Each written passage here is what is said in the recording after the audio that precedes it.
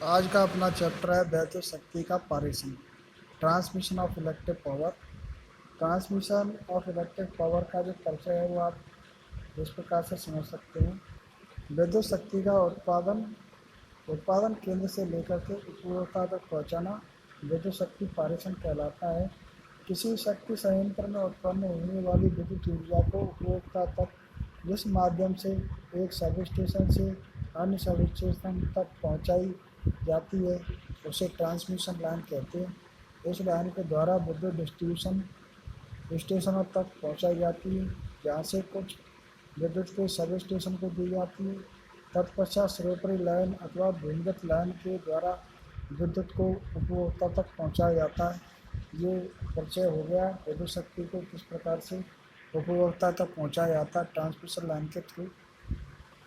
विद्युत आपूर्ति की जो प्रणाली है वो कौन सी कहलाती है? विद्युत आपूर्ति प्रणाली वह प्रणाली है जिसके द्वारा विद्युत शक्ति को विद्युत उत्पादन केंद्र से उपभोक्ता तक पहुंचाया जाता है।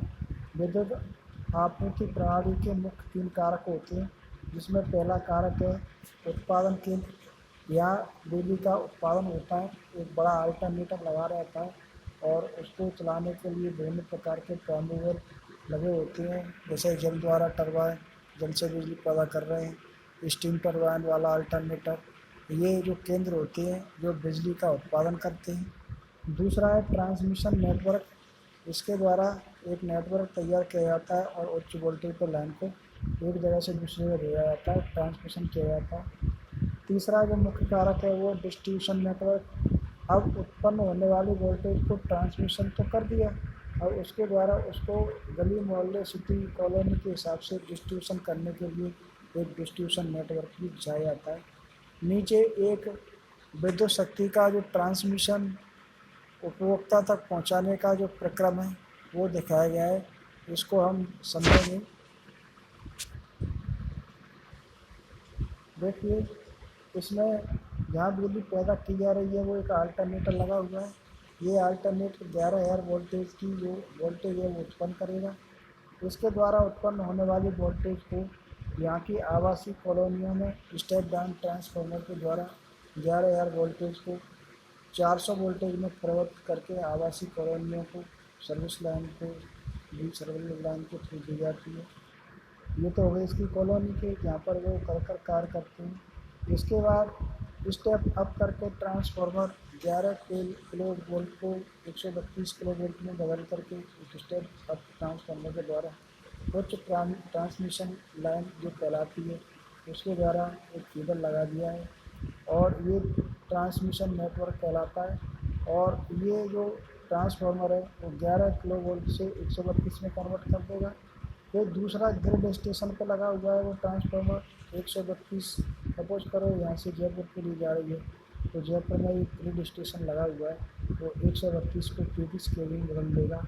ये दोनों ट्रांसफार्मर जो स्टेप अप और स्टेप डाउन कर रहे हैं ट्रांसमिशन लाइन है, इसको ट्रांसमिशन नेटवर्क के नाम से जानते हैं। इसके बाद जब ग्रिड स्टेशन पर पहुंच जाएगी सप्लाई तो वहाँ से फिर अलग अलग सब स्टेशनों पर पहुँचाने के लिए एक स्टेप डाउन ट्रांसफार्मर लगा होगा।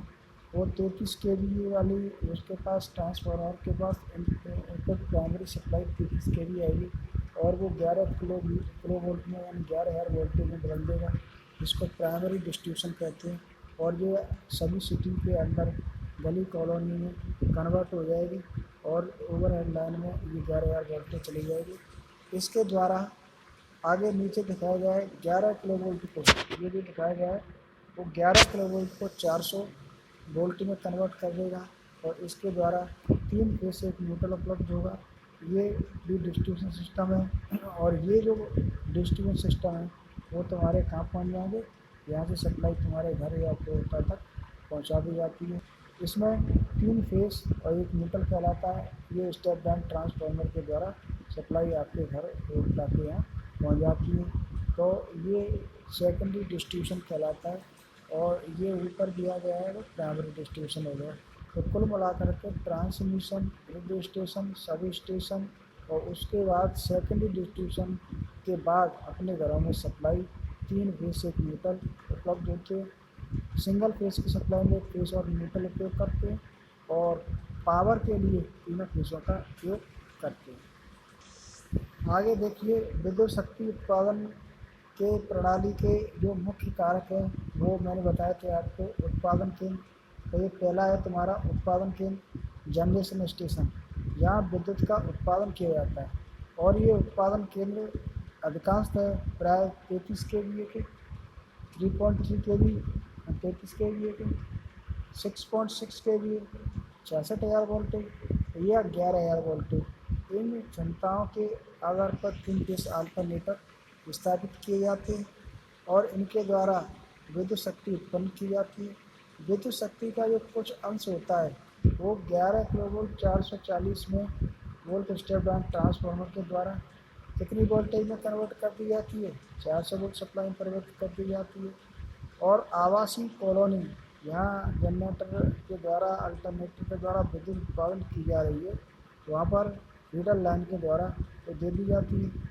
आवासीय कॉलोनियों में रहने वाले जो होते हैं, जहाँ बिजली के बड़े बड़े पावर हाउस बने होते हैं वहाँ। दूसरी ओर जो हाई वोल्टेज वाली प्रणाली है, ये ट्रांसमिशन वाली लाइन है, वो विद्युत शक्ति का जो फीडर है वो फीडर लगा दिया जाता है, जिसमें एक स्टेप अप ट्रांसफार्मर लगा रहता है। वो स्टेप अप ट्रांसफार्मर क्या करता है, 11,000 वोल्टेज जो जनरेटर उत्पन्न कर रहा था उसको 132 kV में बदल करके ट्रांसमिशन फीडर को दे दी जाती है। अगला नेटवर्क बताया है, दूसरा जो कारक है वो है ट्रांसमिशन नेटवर्क। तो ट्रांसमिशन नेटवर्क में क्या होता है, विद्युत सप्लाई का जो केंद्र है उत्पन्न होने वाला, वहाँ से विद्युत शक्ति जो पावर हाउस लगे हुए, पावर प्लांट लगे हुए, वहाँ से सब स्टेशन को ट्रांसमिशन कर दी जाती है। और ये ट्रांसमिशन करने का सिस्टम क्या है, हाई वोल्टेज पे, जैसे 11,000 को 132 में कन्वर्ट कर दिया, ऊपर बताया गया था। लाइनों के द्वारा अंतर संयोजी इंटरकनेक्टेड लाइनों के द्वारा, ये आपके एक जनरेशन स्टेशन से दूसरे जनरेशन स्टेशन या हाई वोल्टेज वाले जो ग्रिड स्टेशन है वो आपस में इंटरकनेक्टेड लगे रहते हैं। और जो ट्रांसमिशन के आगे देखेंगे तो ट्रांसमिशन की जो निम्न दो प्रकार से किया जाता है, जो ट्रांसमिशन करने का जो सिस्टम है। पहला सिस्टम है उच्च वोल्टेज प्राइमरी ट्रांसमिशन। इसमें प्राइमरी ट्रांसमिशन उच्च वोल्टेज पर किया जाता है। इसमें क्या करते हैं, 132 kV पर 3 फेस की श्रृंखला लाइन के द्वारा जो ट्रांसमिशन किया जा रहा है वो 166 kV पर भी किया जाता है। 132 kV पर 66 पर भी करते थे। 132 ज़्यादातर भारत में ये सप्लाई चल रही है। 220 और 400 जो kV या 440 kV का जो ट्रांसमिशन शक्ति वाले बैंड है वो प्रयोग किए जाते हैं। और इसको उच्च वोल्टेज पर ट्रांसमिशन इसलिए किया जाता है क्योंकि उच्च वोल्टेज पर जो लॉसेज होते हैं, उच्च वोल्टेज पर जो हानियाँ होती हैं वो कम होती है और इसकी जो एफिशिएंसी होती है वो ज़्यादा होती है। दूसरा आगे देखेंगे अपन, उच्च वोल्टेज सेकेंडरी ट्रांसमिशन। तो उच्च वोल्टेज की जो सेकेंडरी ट्रांसमिशन होता है वो कहाँ होता है, primary transmission line grid station पर समाप्त हो जाती है, जो कि शहर के बाहर किसी क्षेत्र में, शहर सिटी से बाहर जो स्टेशन में होता है ग्रिड स्टेशन वहाँ पर होती है। ग्रिड स्टेशनों पर स्टेप अब ट्रांसफार्मर लगे होते हैं। इन ट्रांसफार्मर के द्वारा अपने 33 kV प्राप्त कर ली जाती है और 33 kV से फिर 11,000 वोल्टेज में कन्वर्ट करके सब स्टेशनों को भेज दी जाती है। और सब स्टेशनों में 11,000 वोल्टेज की लाइन है वो डिस्ट्रीब्यूशन नेटवर्क में, वो कहाँ यूज़ की जाती है, डिस्ट्रीब्यूशन नेटवर्क में। अब वो 11,000 वाली वोल्टेज है वो जगह जगह कॉलोनी या शहर के आसपास जो पूरी लाइन है जाल बिछा होता है, तो 11,000 वोल्टेज का डिस्ट्रीब्यूशन, सेकेंडरी डिस्ट्रीब्यूशन जिसको कहते हैं, वो प्रणाली अपना दी जाती है। और सेकेंडरी डिस्ट्रीब्यूशन में क्या होता है कि जो 11,000 वाली वोल्टेज है जो पावर से स्टेप अप करके सब स्टेशन पर आई, सब स्टेशन से जो 11,000 वाली वोल्टेज वो गली कॉलोनी शहर में चारों ओर इस रोड के बराबर में जो चली जाती है, और सेकेंडरी प्राइमरी डिस्ट्रीब्यूशन हो गया। और प्राइमरी डिस्ट्रीब्यूशन के बाद फिर इसमें सेकेंडरी डिस्ट्रीब्यूशन आता है, जिसमें 11,000 वोल्टेज को 440 वोल्टेज में या 415 वोल्टेज में कन्वर्ट करके उसको 3 फेस और 1 न्यूट्रल में प्रत्यावर्तक या ट्रांसफार्मर का स्टेप डाउन करके उपभोक्ता तक पहुंचा दी जाती है। इसको सेकेंडरी डिस्ट्रीब्यूशन कहते हैं। ये देखिए सेकेंडरी डिस्ट्रीब्यूशन में 11,000 वोल्टेज वाली जो लाइन थी उससे 400 वोल्टेज उत्पन्न करके सेकेंडरी ट्रांसफार्मर के द्वारा स्टेप डाउन के द्वारा 3 फेज और 4 प्रणाली जो कि ज़्यादातर अपने घरों में प्रयोग की जाती है, सिंगल फेस भी यूज़ करके 3 फेस भी यूज़ करके, उसमें सेकेंडरी डिस्ट्रीब्यूशन हो गया। आगे देखिए फीडर टिप्पणी नोट करके लिखा हुआ है। मेन फीडर किसको कहते हैं? अल्टरनेटर को स्टेप अप अथवा स्टेप डाउन ट्रांसफार्मर से जो संयुक्त करने वाली इंसुलेटेड जो लाइन होगी वो मेन फीडर कहलाती है। और सर्विस लाइन जो डिस्ट्रीब्यूशन स्टेशन से विद्युत शक्ति को उपभोक्ता तक पहुंचाने वाली श्रोपरी लाइन या अंडरग्राउंड जो लाइन होती है जो ज़्यादातर अपने घरों में मीटर पे आती है पोल पे से या ट्रांसफार्मर से, उसको सेकेंडरी डिस्ट्रीब्यूशन कहते हैं। देखिए अब आ रहा है तुम्हारा एसी एवं डीसी पारेषण की तुलना। कंपैरिजन किया गया है कि एसी की और डीसी की ट्रांसमिशन कैसे है।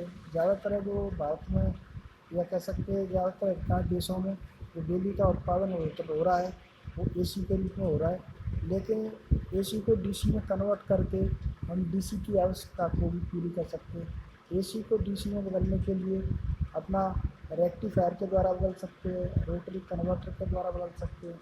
तो जिन कार्यों में अपने को डीसी की ज़रूरत पड़ती है तो उसमें अपन कन्वर्ट कर सकते हैं, कन्वर्ट करके डीसी के रूप में भी एसी का प्रयोग कर सकते हैं। डीसी की अपेक्षा एसी के कुछ गुण हैं वो अपन एक एक करके दिखाएंगे। उसमें पहला जो वो है गुण एसी का डीसी की अपेक्षा वो है निम्न लागत पर पारेषण। यानी ट्रांसमिशन की अगर ध्यान से देखा जाए तो एसी का ट्रांसमिशन डीसी के ट्रांसमिशन की अपेक्षा सस्ता है, सरल है, क्योंकि एसी में ट्रांसफार्मर का उपयोग किया जाता है। ट्रांसफार्मर के उपयोग से वोल्टेज को स्टेप अप और स्टेप डाउन कर सकते हैं, क्योंकि उच्च वोल्टेज पर ट्रांसमिशन से लाइन का जो करंट है, विद्युत धारा है, वो कैसी हो जाती है, कम हो जाती है। और इस कम होने की वजह से लाइन में जो लॉसेज है वो कम हो जाएंगे। और अगर करंट का मान कम हो जाता है तो अपन पतले चालकों का भी यूज़ कर सकते हैं। ज़्यादातर जो चालक हैं वो तांबे या एल्यूमिनियम के प्रयोग किए जाते हैं। किसके किए जाते हैं? तांबे या एल्यूमिनियम के प्रयोग किए जाते हैं। अब पतले तार और पतली ट्रांसमिशन लाइन हो जाएगी, कम भार के जो है ट्रांसमिशन के जो भी उपकरण है वो हो जाएंगे, तो उसमें अपना जो पारेषण की जो लागत है, कॉस्ट, वो कम आएगी। और जबकि डीसी की पारेषण लाइन में ऐसा अपन संभव नहीं है, या तो डीसी में ट्रांसफार्मर प्रयोग नहीं किया जा सकता, इसलिए उसकी लाइन में जो ट्रांसमिशन करने के लिए लागत तुम्हारी ज़्यादा होगी। सबसे पहला लाभ क्या होगा कि डीसी के अपेक्षा एसी का पारेषण सस्ता पड़ेगा। दूसरा, उच्च वोल्टेज पर उत्पादन। अगर वोल्टेज को देखा जाए तो एसी की जो दूसरा है वो है उच्च वोल्टेज पर उत्पादन। और डीसी का जो उत्पादन है वो अपन 33,000 वोल्ट तक कर सकते हैं, लेकिन डीसी का केवल कितने तक करते हैं? 600 वोल्ट तक ही कर सकते हैं। उच्च वोल्टेज पर इसका उत्पादन किया जा सकता है, लेकिन डीसी का नहीं किया जा सकता है। और क्योंकि एसी को जो अल्टरनेटर होता है उसको उच्च गति पर घुमाया जा सकता है, लेकिन डीसी के जो जनरेटर या होते हैं उनको उच्च गति पर नहीं घुमा सकते, क्योंकि उसमें कम्यूटेटर होता है। लेकिन एसी के जो अल्टरनेटर हैं उनको उच्च गति पर घुमा करके उच्च वोल्टेज पैदा की जा सकती है। अगला पॉइंट है सरल वोल्टेज परिवर्तन। एसी में ट्रांसफार्मरों का प्रयोग करके हम आसानी से वोल्टेज का परिवर्तन कर सकते हैं, क्योंकि ट्रांसफार्मर एक ऐसा उपकरण है जिसके द्वारा हम वोल्टेज को कम या ज़्यादा कर सकते हैं। लेकिन डीसी में ये कार्य स्टेप अप वोल्टेज को बढ़ाना और कम करना आसान नहीं होता। उसके लिए अपन बढ़ाने के लिए डीसी में रोटरी बूस्टर का प्रयोग करते हैं, जिसमें रेजिस्टेंस प्रतिरोधक का प्रयोग करते हैं, जिसमें पर्याप्त मात्रा में विद्युत शक्ति का लॉस होता है, खपत होती है। इसलिए अपन आसानी से डीसी को बूस्ट नहीं कर सकते, बढ़ा नहीं सकते और कम नहीं कर सकते। करने में जो है विद्युत शक्ति का अपव्यय होता है। अगला वो है उपकरण की जो संरचना है, वो एसी के उपकरण की जो कंस्ट्रक्शन है, संरचना है, वो कैसी होती है? सरल होती है डीसी की जो उपकरणों की अपेक्षा। एसी में मोटर है उसी आकार की, डीसी की मोटर हो एक ही आकार की, तो उसमें विद्युत शक्ति जो कह सकते हैं मोटर की संरचना है, चाहे डीसी की मोटर हो एसी की समान पावर की हो, तो उसमें जो संरचना है वो एसी की मोटर की सरल होगी। उपकरणों की मशीनों की देख रेख एसी में कम देखनी पड़ती है अपेक्षाकृत डीसी के। अगला पॉइंट अगर देखा जाए वो है 5वें नंबर पर सरलता से डीसी परिवर्तन।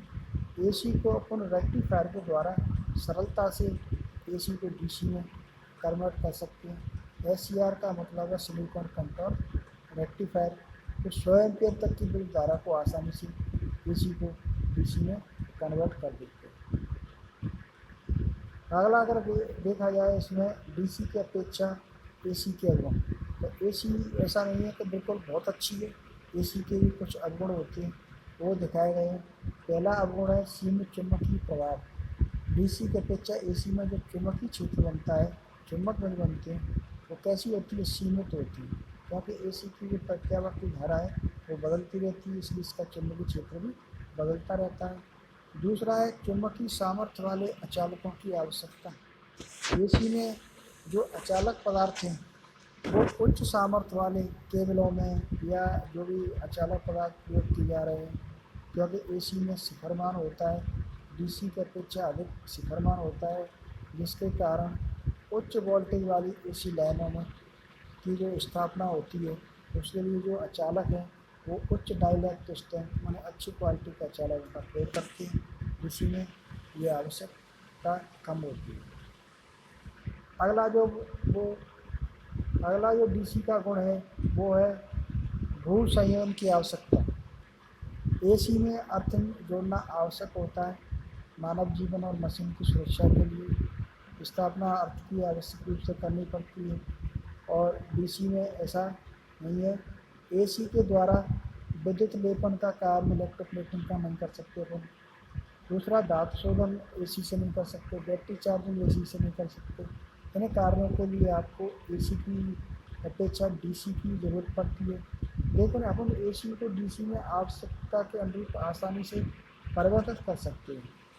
ये जो गुण है वो एसी के होते हैं। इसी प्रकार अन्य चीज़ों के बारे में देखा जाए तो कुछ ऐसे उपकरण हैं जो डीसी के बिना चल ही नहीं सकते। यहाँ एसी की मोटरें वो तो चल जाएंगे, लेकिन कुछ ऐसे उपकरण हैं जो केवल डीसी से ही चलते हैं, जैसे आर्क लैंप हुआ, सिनेमा प्रोजेक्टर, एलिवेटर, परिवर्तनीय धुआं गति वाली वेरिएबल स्पीड वाली जो मोटर हो गई, उनके लिए तो डीसी की आवश्यकता होती है। तो ये कुछ गुण हैं एसी की अपेक्षा डीसी के। अगला पॉइंट है वो है उच्च वोल्टता पारेषण, माने हाई वोल्टेज पर एसी का पारेषण। विश्व भर में विद्युत शक्ति का जो पारेषण है वो उच्च वोल्टेज पर हाई वोल्टेज पर किया जाता है। भारत में जो उच्च वोल्टेज ट्रांसमिशन की लाइन है वो 66 kV, 110 kV, 132 kV और 210 kV पर विद्युत शक्ति का जो पारेषण है, ट्रांसमिशन है, एक जगह से दूसरी जगह भेजने का कार्य किया जाता है।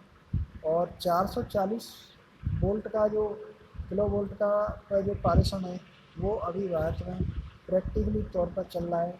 अभी ज़्यादातर जो ट्रांसमिशन लाइन है वो कौन कौन सी होती है, 132 वाली चल रही है और 220 वाली चल रही है। 440 वाली प्रायोगिक तौर पर अभी इसका ट्रायल चल रहा है। अगला पॉइंट है उच्च अगला जो पॉइंट है वो है उच्च वोल्टेज पर जो पारेषण किया जाता है उसके कुछ लाभ हैं, तो उसके कुछ निम्न लाभ हैं। जिसमें पहला लाभ है चालक धातु की बचत। उच्च वोल्टेज पर ट्रांसमिशन करने का पहला मुख्य लाभ है कि इसमें जो चालक तार है उसकी बचत होती है, धातु की बचत होती है, क्योंकि अपन उच्च वोल्टेज करने पर शक्ति P बराबर I इंटू V मिलती है, जो कि नियत है। अगर अपन वोल्टेज का मान बढ़ा देते हैं इसमें तो करंट कैसा हो जाएगा, करंट का मान घट जाएगा। करंट का मान कैसा हो जाएगा, घट जाएगा। तो इसमें देखा जाए तो करंट का मान कैसा हो जाएगा, घट जाएगा। करंट का मान घटने से जो चालक तार है वो अपेक्षाकृत पतले तारों का प्रयोग कर सकते हैं, क्योंकि अपनी जो ट्रांसमिशन की लाइन है वो सैकड़ों किलोमीटर लंबी होती है, उसमें तार काफ़ी अधिक मात्रा में वो लगाना पड़ता है। अगर वो तार पतले हो जाएंगे तो अपन को चालक जो धातु है कॉपर या एल्यूमिनियम उसकी बचत होगी, अपेक्षाकृत हमको जो पारेषण लाइन है वो सस्ती पड़ेगी। दूसरा जो मुख्य लाभ है वो है विद्युत शक्ति अपव्यय की कमी। चूँकि अपन वोल्टेज को बढ़ा देते हैं और करंट को कम कर लेते हैं, तो विद्युत शक्ति का जो लॉस है P बराबर I वर्ग इंटू R इस सूत्र से अपन ज्ञात करते हैं। वो अगर करंट कम है तो कम हो जाएगा, अगर करंट बढ़ जाता है तो करंट के वर्ग के समानुपाती I वर्ग इंटू R जो करंट का वर्ग है तो उसके समानुपाती लॉसेज होंगे। तो अब चूँकि करंट कम कर दिया तो अपन को शक्ति अपव्यय कम हो जाएगा। अगला जो है वो है दक्षता में वृद्धि। अगर अपने लॉसेज कम हो जाते हैं लाइन में, जो यहाँ से सैकड़ों किलोमीटर लंबी लाइन है उसमें अगर लॉसेज कम हो जाएंगे तो अपनी दक्षता बढ़ जाएगी। दक्षता का सूत्र क्या होता है, मीटा बराबर आउटपुट बटे इनपुट इंटू 100। ये दक्षता होती है, क्योंकि अपना जो आउटपुट है और इनपुट का जो अंतर है लॉसेज कम होने से वो बढ़ जाएगा तो अपनी दक्षता बढ़ जाएगी। दूसरा लाभ, ये मुख्य लाभ है दूसरा, दक्षता में वृद्धि हो जाती है। अगला जो पॉइंट है वो है उच्च वोल्टेज रेगुलेशन। क्योंकि हमारी लाइन काफ़ी किलोमीटर लंबी होती है और उसमें नो लोड वोल्टेज और फुल लोड वोल्टेज का जो अंतर होता है, VNL का मतलब नो लोड वोल्टेज, मतलब बगैर लोड के जो वोल्टेज होती है, minus FL VFL full load voltage, यानी इसका जो अंतर है वो कम आएगा। अगर अंतर कम आएगा तो अपना वोल्टेज रेगुलेशन अच्छा हो जाएगा। तो वोल्टेज रेगुलेशन अच्छा हो जाता है क्योंकि हाई वोल्टेज पर अपनी वोल्टेज ड्रॉप लाइन के जो रेजिस्टेंस होता है तार का वो कम है। कम क्यों होता है लॉसेस, क्योंकि वहाँ करंट कम है। करंट कम होने से आई वर्ग इंटू आर, देखो नीचे दिखाया गया है VFL बराबर I इंटू आर। आर तो फिक्स ही होगा।